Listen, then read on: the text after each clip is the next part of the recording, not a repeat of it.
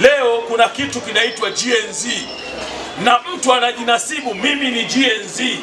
Hii habari ya kwamba watu wanaenda eti kutokana na uzao wake aliozaliwa 65 mpaka 85, huyu atakuwa na tabia hii na yeye aishi hivyo. Aliozaliwa 85 mpaka 95 atakuwa na tabia hii. Kuna generation X, generation millennium, generation Z. Yani mtu naye anakubali mimi generation nini? Gen Z.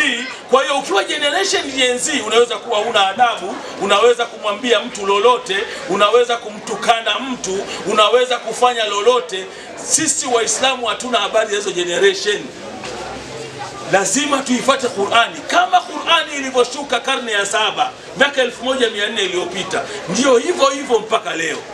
Qur'ani haina habari hiyo kwamba wewe ukiwa umezaliwa 2012 kuja huku unatakiwa uwe kasoro adabu, uwe mzinifu, uwe mwizi. Hapana, lazima tuendelee kuona kwamba mafundisho ya dini yetu kama yalivyokuja wakati wa Mtume yaendelee kuwepo mpaka leo.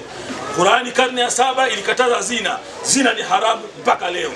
Qur'ani karne ya 7 ilikataza uongo, uongo ni haramu mpaka leo. Qur'ani karne ya 7 ilikataza kuvaa deberesha, mpaka leo kuvaa deberesha ni haramu. Qur'ani karne ya 7 ilimtaka mwanamke ajistiri, mpaka leo mwanamke kujistiri ni lazima.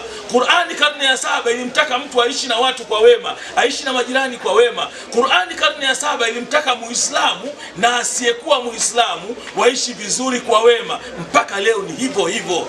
Habari ya kwamba mimi ni generation Gen Z, naweza kutukana watu, naweza kupiga watu, naweza kufanya lolote, hii habari ni kujidanganya na ni kwamba akili zetu zimeharibiwa.